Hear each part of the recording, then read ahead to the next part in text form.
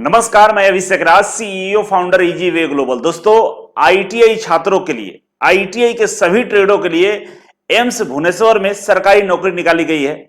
और ये जो एम्स भुवनेश्वर है, आप लोगों को पता है, उड़ीसा में है और बहुत ही अच्छा जॉब है। मेडिकल हो, कॉलेज हो, स्कूल हो, इसरो, डीआरडीओ, बार्क, ये सब जो जॉब होता है ना, रॉयल जॉब होता है। इसमें फॉर्म आप लोग को अप्लाई करना चाहिए। और खास करके एम्स भुवनेश्वर, एम्स के किसी भी जो संस्थान है, चाहे पटना एम्स हो, दिल्ली एम्स हो, लखनऊ एम्स हो, भुवनेश्वर एम्स हो, कहीं भी अगर भर्ती आती है, उसमें नौकरी आपको मिलता है, तो फिर मान के चलिए इससे बढ़िया कोई अपॉर्चुनिटी जिंदगी में आपका हो ही नहीं सकता। ठीक है, थोड़ा सा आप अपने अंदर कॉन्फिडेंस लाना पड़ेगा फॉर्म अप्लाई करने के लिए, क्योंकि इसमें फॉर्म का जो फी है 3,000 है, 2400 फी है। ठीक है ना, इतना ज्यादा फी रखा गया है। कोई बात नहीं, आइए इसके बारे में समझते हैं।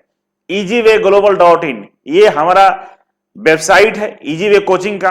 और इस वेबसाइट पे आईटीआई जॉब ये वाले सेक्शन पे क्लिक कर लीजिएगा, गवर्नमेंट जॉब पर क्लिक कीजिएगा, तो यहाँ पे आईटीआई के संबंधित जितने भी भर्ती आती है ना, सबका जॉब अपडेट यहाँ पे आपको देखने को मिलता है। ये क्यों बनाया मैंने? इसलिए कि आप लोगों को पता ही नहीं चलता था कहां से भर्ती है, कौन से भर्ती में अप्लाई करना है, कहां उसका लिंक मिलेगा, नोटिफिकेशन कहां मिलेगा। अब आपको सब यहीं पे मिलेगा। ठीक है, तो एम्स भुवनेश्वर, इसी के बारे में हम चर्चा करने वाले हैं। यहां पे क्लिक कर लीजिएगा रीड मोर पे। जैसे क्लिक करेंगे तो यहां पे टोटल सीटों की संख्या है 775 है, ये गलती लिखा गया है, 775 है। ठीक है, और सैलरी इतना है। और इसमें आईटीआई के सभी ट्रेड वाले अप्लाई कर सकते हैं। इसमें भर्ती जो 775 निकाली गई है, बहुत सारे अलग अलग क्वालिफिकेशन के लिए, आप लोगों के लिए 50 से 100 के बीच में भर्ती होगा। ठीक है, उस पर भर्ती यही है। तो चलिए इसको हम लोग ओपन करते हैं। जैसे इसको स्क्रॉल करके नीचे आएंगे तो पूरा डिटेल्स दिया हुआ है। ठीक है ना, किस में कितना भर्ती है टोटल। ठीक है, ग्रुप सी में हम लोग आएंगे, आईटीआई वाले। अब यहाँ पे अप्लाई ऑनलाइन के लिए 20 तारीख से ये फॉर्म भरा जाएगा। अभी इसका नोटिफिकेशन आया है, नोटिफिकेशन को अच्छा से समझ लीजिए। यहीं पर क्लिक करके ये डाउनलोड हो जाएगा और क्लिक करके ऑफिशियल वेबसाइट पर भी जा सकते हैं। ठीक है, तो हमने इसके नोटिफिकेशन को डाउनलोड कर लिया है। आइए आपको हम इसका नोटिफिकेशन दिखाते हैं और डिटेल्स में इसके पूरे पोस्ट को हम समझते हैं। आईटीआई के अलावा अदर क्वालिफिकेशन वाले इस वीडियो को देख रहे हैं तो प्लीज इसको डाउनलोड करके अपना पढ़ लीजिएगा और वीडियो को यहीं पे आप छोड़ के चले जाइए। हम बात करेंगे आईटीआई छात्रों के लिए। ठीक है, अब यहां पे देखिए 1 से लेकर लगभग 60-70 तक पोस्ट का संख्या दिया हुआ है। ठीक है ना, इसमें मैंने पीला कर दिया है, येलो कर दिया है जो जो आईटीआई छात्रों के लिए भर्ती था। आपको हो सकता है नहीं दिखे कलर, लेकिन देखिए 42 नंबर पे है इलेक्ट्रीशियन के लिए। ठीक है, जिसमें सीटों की संख्या 6 है। गैस मैकेनिक्स के लिए 43 नंबर पे सीटों की संख्या 1 है। ठीक है, इसी तरह से हम आगे बढ़ते जाएंगे तो यहां पे 51 नंबर पे लाइनमैन के लिए है। इसमें भी इलेक्ट्रीशियन वाले अप्लाई करेंगे। 51 नंबर पे सीटों की संख्या 2 है। इसके अलावा आरएसी के लिए ये 54 नंबर पर आरएसी के लिए है और सीटों की संख्या 6 है। मैकेनिक्स के लिए यहां पर दिया हुआ है 55 नंबर पे और इसमें सीटों की संख्या 4 है। इसके अलावा office attendant grade 2, office attendant grade 2 group C का पद है। लेवल 1 आपको सैलरी पे स्केल रहेगा। इसमें 32 सीट है।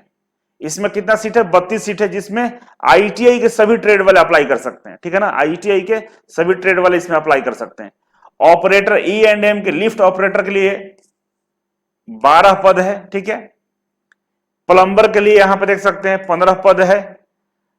पंप मैकेनिक्स के लिए यहां पे 4 पद है। ये सब प्लम्बर वाले अप्लाई कर सकते हैं। ठीक है, इसी तरह से हम आगे बढ़ेंगे तो यहां पे देखिए स्टोर अटेंडेंट ग्रेड 2 के लिए यहां पे 8 सीट है। इसमें भी सारे आईटीआई वाले अप्लाई करेंगे। टेलर के लिए, जो टेलरिंग से आईटीआई करता है, उसमें उसके लिए 2 पद है यहां पे। वायरमैन के लिए यहां पे 20 पद है। ठीक है ना, टोटल सीटों की संख्या की बात करें तो 775 है। यहां पर 7075 लिखा गया गलती से थंबनेल में, लेकिन 775 है। ठीक है, अब इसमें एग्जाम कैसे होगा, क्वालिफिकेशन क्या चाहिए, इसके लिए जैसे नीचे नीचे की तरफ बढ़ेंगे तो पोस्ट के सामने इसका क्वालिफिकेशन लिखा हुआ है। ये पोस्ट है, इसके सामने क्वालिफिकेशन लिखा हुआ है। तो थोड़ा सा तेजी से स्क्रॉल करते हैं क्योंकि 51 नंबर के आसपास हमारा आईटीआई छात्रों के लिए दिया हुआ है। ठीक है, चलते हैं स्क्रॉल करके तेजी से। 45 आ गया, 45 बाद 46 आ गया, इसमें भी नहीं है आईटीआई के लिए। ऐसे बढ़ते जाएंगे तो 51 नंबर इलेक्ट्रीशियन लाइनमैन का आ चुका है यहाँ पे।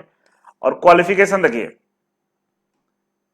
ये इलेक्ट्रीशियन लाइनमैन का है, एज आपका 18 से 30 साल चाहिए। और इसमें आईटीआई डिप्लोमा सर्टिफिकेट, आईटीआई को ही बोल रहा है, इक्विवेलेंट सर्टिफिकेट चाहिए आईटीआई का, ठीक है। और 10वीं पास होना चाहिए आपका। इसमें एक्सपीरियंस मांगा है आपका 2 साल का, ठीक है ना। एक्सपीरियंस 2 साल का है तो अप्लाई कर सकते हैं। अब सारे इसमें पद है ना, सब एक्सपीरियंस वाले नहीं है, कुछ कुछ पद एक्सपीरियंस वाले भी है, कुछ नहीं भी है, ठीक है। और एक्सपीरियंस से घबराना नहीं है। अगर आपका आईटीआई बहुत पहले आपकी है तो एक्सपीरियंस सर्टिफिकेट आपके पास होना चाहिए, नहीं है तो कहीं ना कहीं से एक्सपीरियंस सर्टिफिकेट लाइए, काम करके जुगाड़ कीजिए, ठीक है ना। क्योंकि एक्सपीरियंस वाले जॉब होते हैं ना वो और बेहतर होते हैं। इसके बाद हम नेक्स्ट हम बात करेंगे जिसमें आईटीआई मांगा गया है, मैनफोल्ड टेक्नीशियन, ठीक है ना, गैस। और यहां पर देखिए आईटीआई ट्रेड सर्टिफिकेट चाहिए। मैकेनिकल इंजीनियरिंग में जो आईटीआई किया है टर्नर मशीनिस्ट से, मैकेनिकल डिपार्टमेंट से, वो इसमें अप्लाई कर सकता है, ठीक है। इसके बाद हम आगे बढ़ेंगे, आरएससी वाले अप्लाई कर सकते हैं। मैकेनिक्स एयर कंडीशनिंग वाले में इनके भी 1 साल 2 साल का एक्सपीरियंस मांगा है। मैकेनिक्स ईएनएम, ये भी आईटीआई अगर किए हैं तो ये भी अप्लाई कर सकते हैं, इनका भी 2 साल का एक्सपीरियंस चाहिए होगा, ठीक है। ऑफिस अटेंडेंट वाला था ना, ग्रेड 1 वाला, ये ऑफिस अटेंडेंट ग्रेड 2, इसमें 30 साल से ज्यादा एज नहीं चाहिए। और इसमें 10वीं के साथ साथ आईटीआई चाहिए, 10वीं पास चाहिए आईटीआई, इसके अलावा कोई क्वालिफिकेशन नहीं चाहिए। जिसमें 30 के आसपास पोस्ट निकाला गया है, ठीक है। इसमें भी आप अप्लाई कर, ऑफिस अटेंडेंट कोई बहुत अच्छा चीज होता है, कर सकते हैं आराम से। ऑफिस में फाइल वगैरह की बात होती है, मतलब ऑफिस को रीअरेंज करके आपको रखना होता है अच्छे से, ठीक है।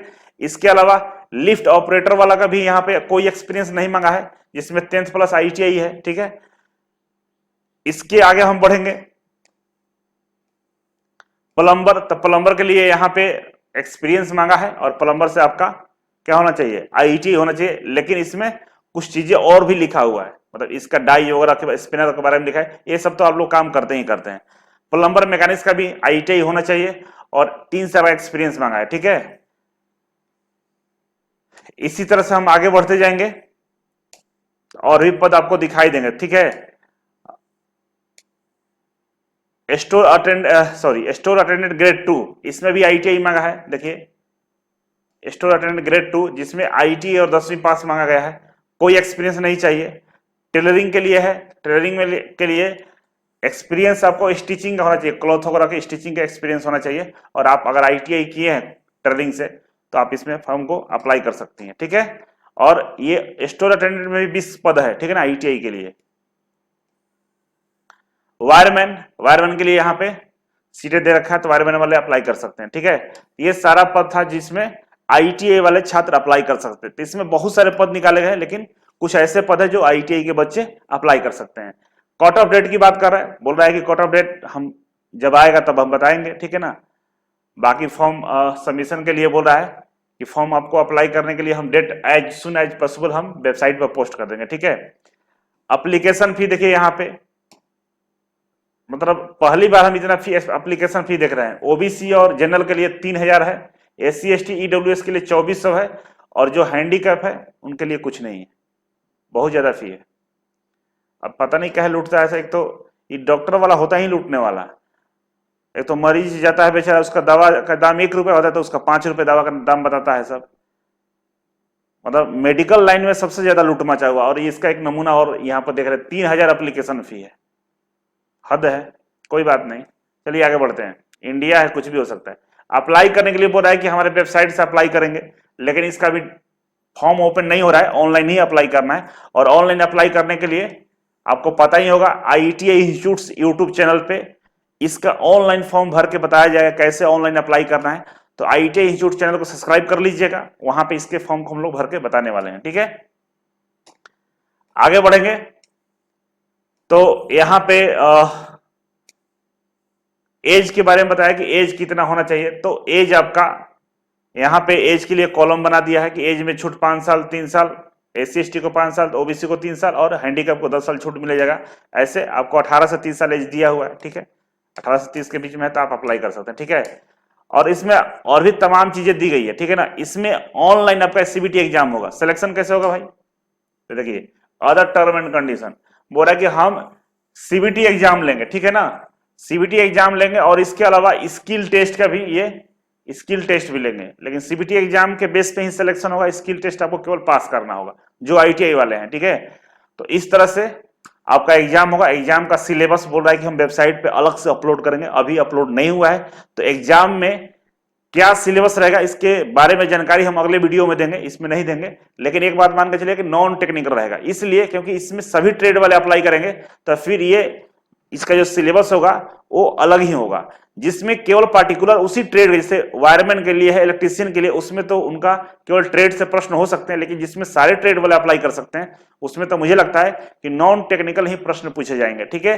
अगर आपके मन में और भी कुछ डाउट है तो कमेंट बॉक्स में कमेंट कर सकते हैं, बस तैयारी करते रहिए, इसलिए कि भर्ती लगातार आती रहती है, इस तरह की भर्ती अभी आती है और नॉन एक्सपीरियंस वाले भी भर्ती आती है, और जिसके बारे में आप जानते हो वो भी भर्ती आने वाली है, जैसे रेलवे हो गया, मेट्रो हो गया, इलेक्ट्रिसिटी बोर्ड हो गया, इस जगह पर भी तमाम भर्ती आने वाली है। बस काम यह है कि आप तैयारी में लगे रहिए, प्रैक्टिस करते रहिए, दिल को विचलित मत होने दीजिए, दिल को शांत करके रखिए और अपने काम पर फोकस कीजिए, एक दिन सफलता आपको मिलेगा जरूर। तो चलिए आज के लिए बस इतना ही था, थैंक यू सो मच।